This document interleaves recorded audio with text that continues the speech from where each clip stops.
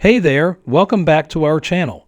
Today, we're going to tackle an interesting topic, how to remove incognito mode from Google Chrome. But don't worry, I'll also show you how to turn it back on if you change your mind.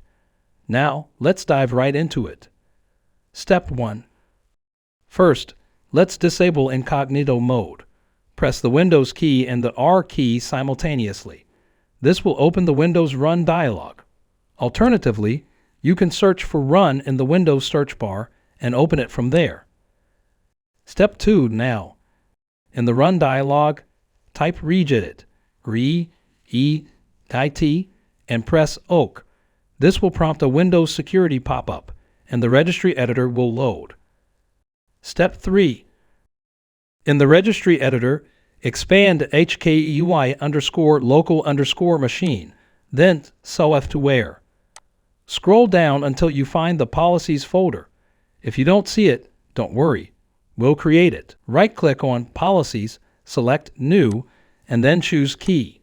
Name this key Google with a capital G.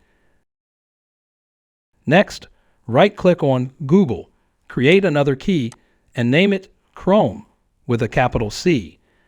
With Chrome selected, right-click in the right-hand pane, hover over New, and select DWRD, 32-bit value. Name this value Incognito Mode Availability with the exact capitalization. Double-click on Incognito Mode Availability to modify it. Change the value data to 1 and press OK. Now restart your computer to apply the changes. After restarting, open Chrome. Click on the three dots. You'll still see the New Incognito Window option. The New Incognito Window option in the menu is grayed out. Step 4. If you ever want to re-enable incognito mode, press Windows key plus R, type regedit, and open the registry editor.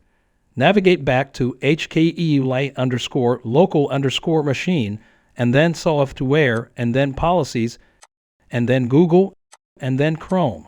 Right-click on Google and select Delete. Confirm by clicking Yes.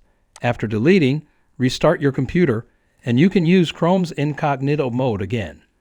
There you have it.